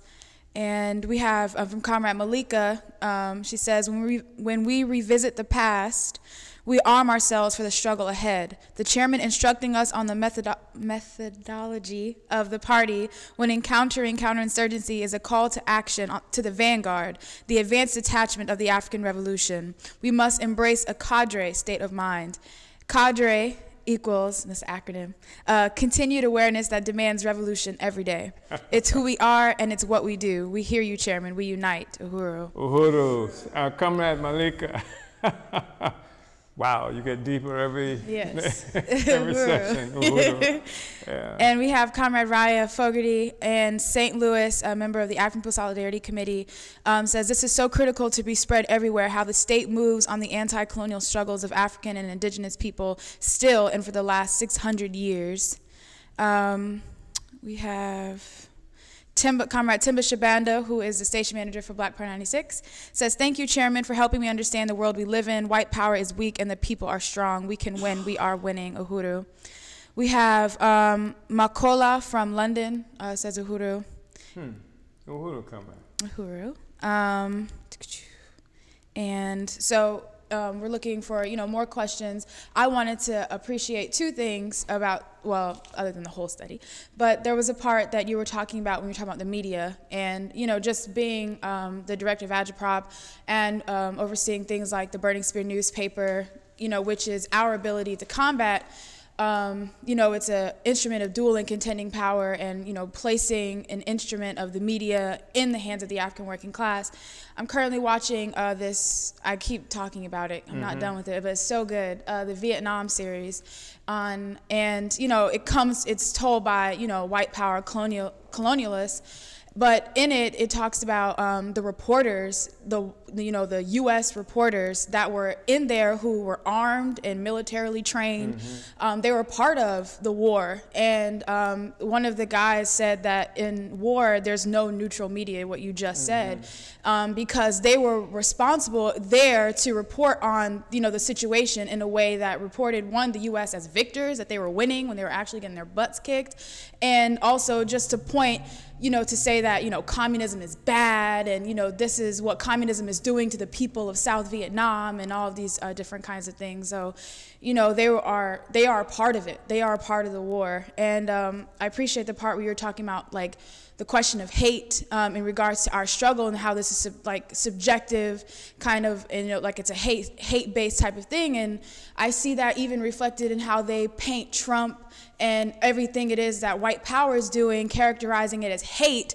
And so they have this whole slogan, love over hate. So you have a whole movement, people fighting for love and achieve love and making Trump love you or whatever. And, you know, when white power is doing what it's always done, you know, as a part of, you know, being the colonizer nation, and it has a material basis for why they do what they do, but it's being characterized as these people just hate people, and that's why they do that. So I just appreciated that. Yeah, I think that's really important, because it's, you know, the bourgeoisie creates a narrative, and that's why sometimes we jokingly say that you can tell things are different now, and we can get along, because they no longer call us nigger, they call us Mr. Nigger.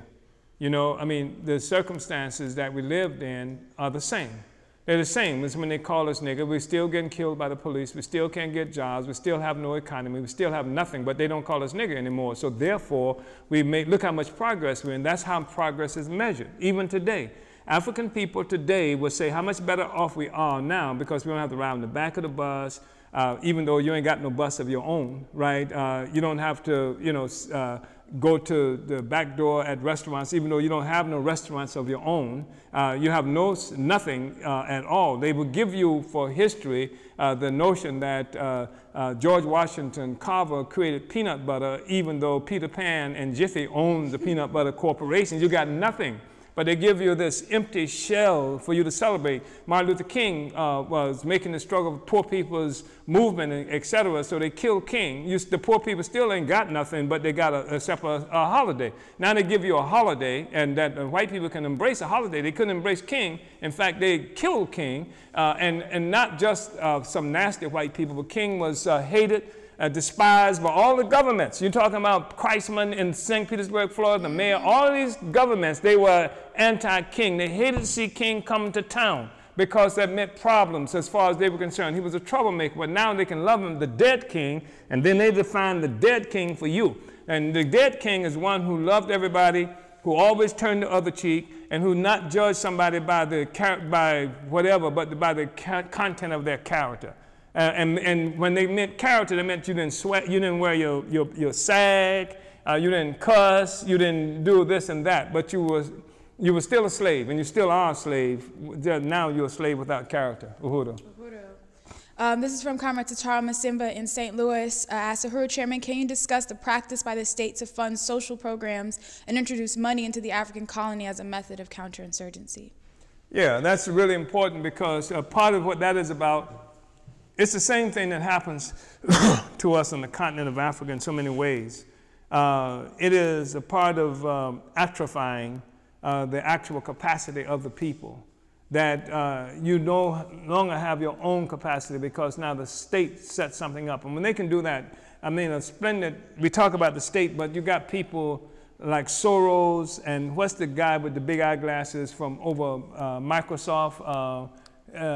What's the guy's name? The guy, the rich white guy, who is supposed to be the great philanthropist and what have you, who, Bill Gates, you know, and they give money, and they say, look how wonderful we are, because we've given this money for this program. But they have more money, these philanthropists, they put more money into a community, into Africa, than the economy, than the actual GDP of that country. And that means that they don't just put something there, they control what happens. They define what is. Look at Haiti. Haiti got more NGOs per square inch than any place, and it's the most impoverished, et cetera. And the government is enfeebled because the NGOs are the ones that make the determination. That's all over Africa. That's the kind of stuff that we look at today. And so they will pump resources of a certain type into the community to do several things. One, when they put these so-called community organizers into our communities, they have more resources, all kinds of resources, human resources, connections with governments, with preachers, with all than ordinary working class people on the ground. They can set the terms of what the movement is going to look like. They decide what the movement is going to look like because they put the money, they put the trained forces on the ground that's supposed to be revolutionaries, et cetera, or activists. They are the activists. They are the, what do they call them in St. Louis today? They call them the, there's a characterization for them in St. Louis, the protesters, right? That's who they are, the protesters. These are what, they're the professional protesters. And they get funded, and they drive the narrative, drive the discussion, drive the direction of what the movement is supposed to be about because they put the resources there. And that means they are most often more effective than ordinary community-based organizations there on the ground. And that's part of what it is they do. That's what Soros did. That's what millions of dollars that went into Ferguson, St. Louis was designed to do. They act as pressure relief valves. So you never fight for freedom. You never fight to change anything. You just block a highway. For every now and then you get high off of that. You police put some tear gas, shoot a rubber bullet, and bust you upside the head, and you were a great revolutionary. But for what? To what aim? To what end? Nothing happens. The community, in fact, the community in Ferguson, St. Louis, they don't even participate. Just the protesters participate in the demonstrations now. And the people like the protest, they're wonderful, etc., but they don't participate because it has nothing to do with the people and changing their lives. Uhuru. Uhuru, Chairman. Uhuru. Penny, African People's Solidarity Committee, the organization of white people of the African People's Socialist Party that extends the African Revolution into white power and white people sitting on the pedestal of the oppression of African people and oppressed and colonized peoples around the world. So I want to salute this chapter on the counterinsurgency, which is really just a kind of compilation of all the work that you have done, both in action and in writing, in defining this counterinsurgency when nobody else has ever raised that in a serious way.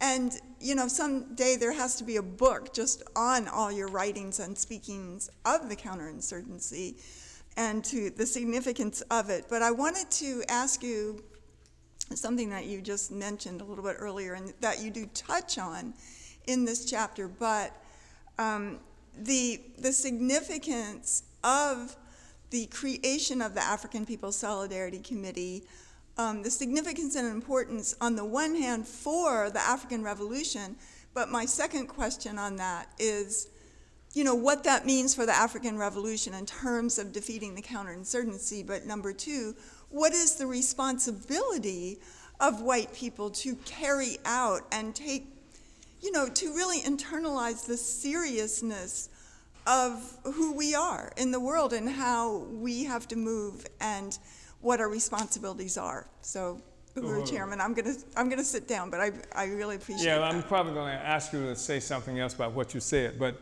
I think that I just did an interview a little while ago with someone around African participation in the anti-war movement. And the person had seen the Oxford debate. He had seen the video from the Oxford debate. And he was saying, well, why don't you think that white people or people recognize the significance of the struggle and this unifying and uniting Africa? And the answer is there's an objective interest in maintaining African disunity in order to keep the resources and funds coming in. The whole white world rests upon being able to continue to get these resources. They don't even know me. They don't know me well enough to know they hate me or anything like that. They just know they like what they do have. They like having computers. They like having cell phones. They like having all of this stuff that comes as a consequence of being able to rape Africa. They like soul music. They like reggae. They like all the other stuff that they have. They exploit that. It's no longer just African culture. It's a commodity now that's you know, and this is a commodity-based economy. So you have a situation where they benefit from it, and even without giving a second thought to it. They don't have to go to school to learn it or anything like that, just like you don't go to school to learn to breathe. You just do it because it's there, and that's the world they get born into. And anything that disrupts that world, they would fight to protect it.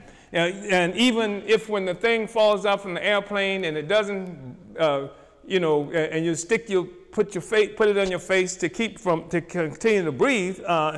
You know, if there's an incident on an airplane, you know, you see the commercial, or they see the thing to go, you know, make sure you put it on your own face before you put it on the child's face, that kind of stuff. But you know, you're supposed to save yourself, and that's what we find happening every time there's a turbulence, every time there's real struggle happening in the world of oppressed people. It creates this problem in the white world, and people are grabbing their mask to put on their face, and that's just a reflex that happens. And that's the relationship. And white people who became white through colonialism and slavery.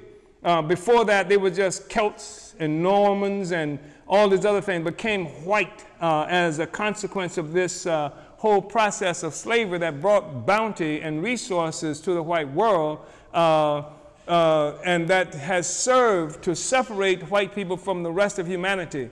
And white people voluntarily engage in the separation, except not so much as they volunteer to go to the war and stuff like that, except a handful that, you know, will go into the wars to fight for it. Killers and stuff like that. Now, with this all-volunteer army, it separates out, you know, human beings, and, you know, get starving Africans who are trying to get a job, and killers who want to go out and kill somebody are the ones who do that. But generally speaking, that white people, it's difficult because of the thing that has separated white people out from the rest of us. And white people have accepted this definition because it's beneficial, of being the superior, of being the most beautiful, the most this and that, you know, that they believe every day until they wake up in the morning and go and look in the mirror and know that they ain't that hot after all as individuals. But it's good to have that notion. It's hard to separate yourself from that. So but some people who somehow break out of, are able to see the humanity of other people, recognize some kind of relationship that they have to other people, and are capable of moving forward. And that's what we have to do.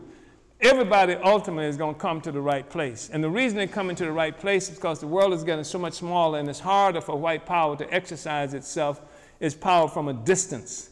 It used to be able to exercise its power from a distance because they had better bombs, better planes, better missiles, and all that stuff.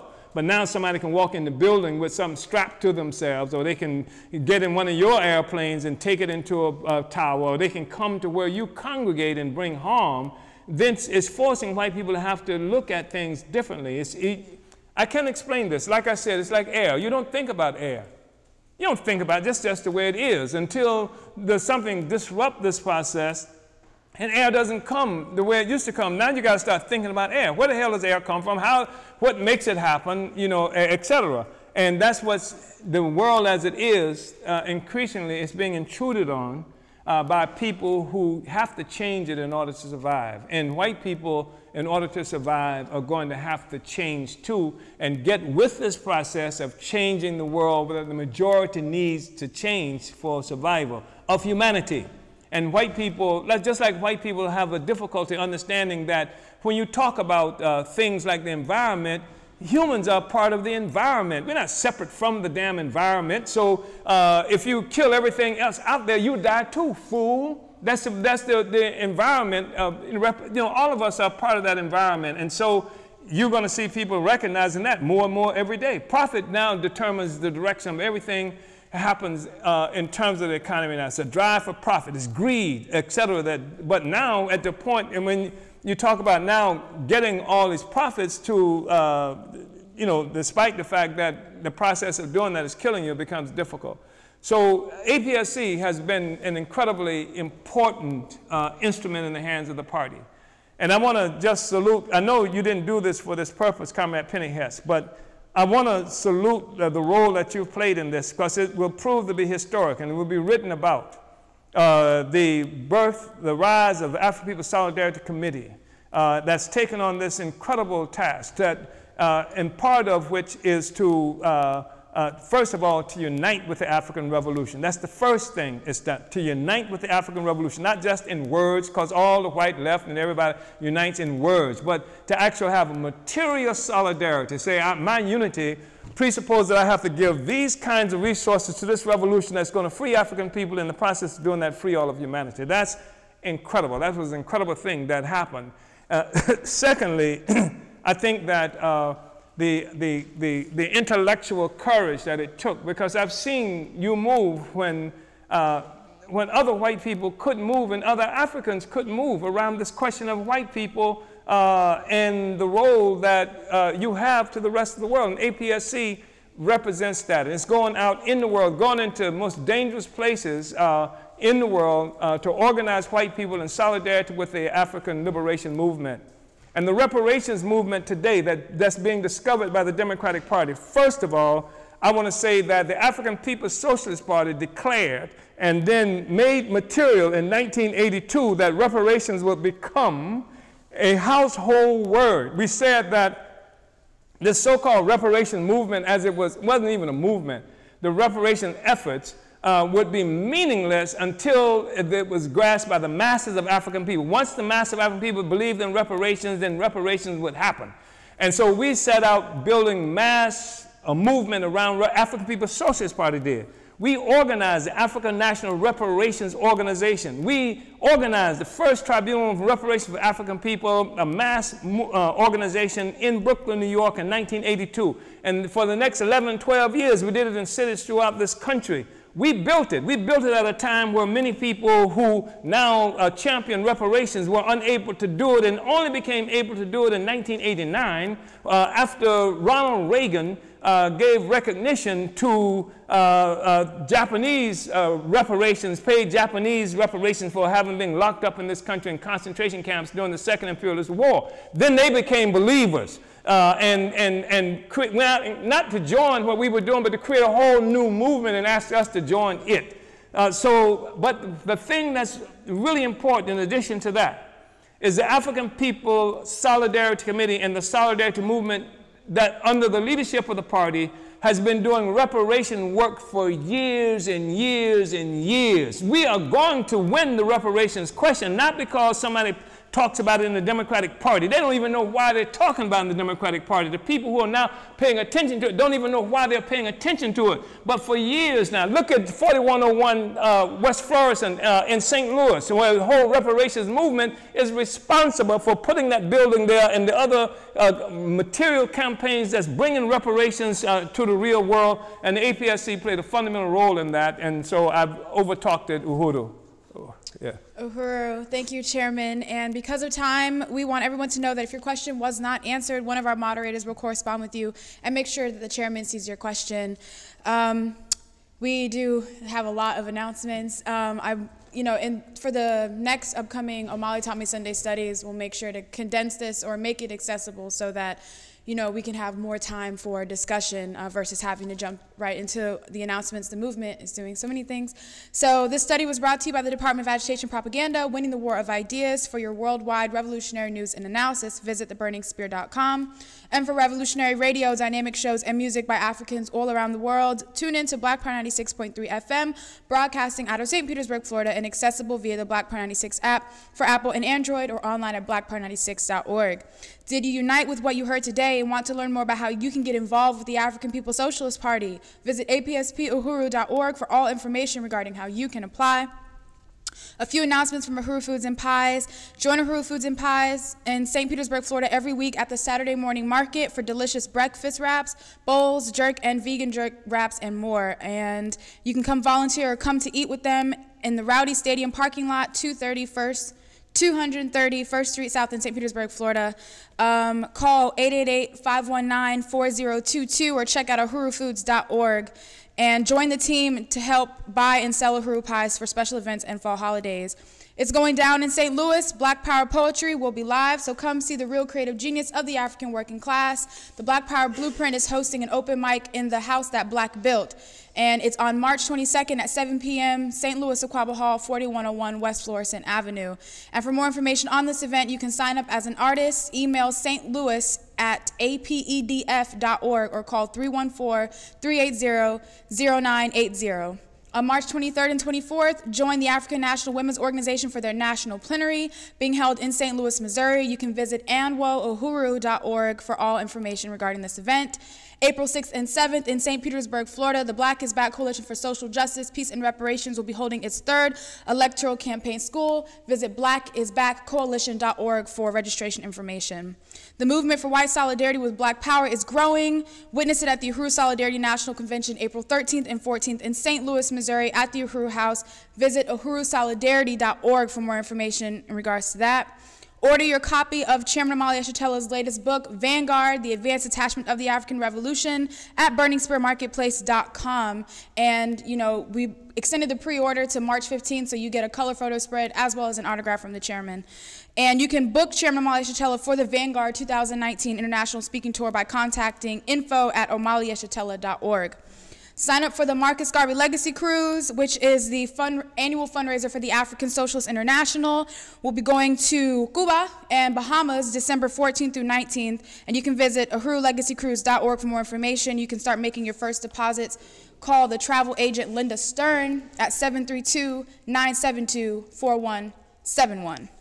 If you're local to St. Louis, at the Uhuru House, 4 p.m. Central, the International People's Democratic Uhuru Movement will be hosting their Black Power Sunday rally, celebrating the victory of the People's Alderman, Jesse Todd, who recently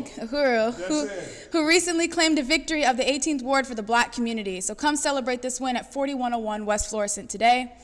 And today in St. Petersburg, Florida, join us for an evening with Chairman Omali Yeshitela, where we'll have an intimate discussion and screening of the documentary Chairman Omali Yeshitela at Oxford Union, The Africa Debate, celebrating the tremendous victory of Chairman at the Oxford Union, putting the theory of African internationalism on the world stage. That's taking place today at 3 p.m.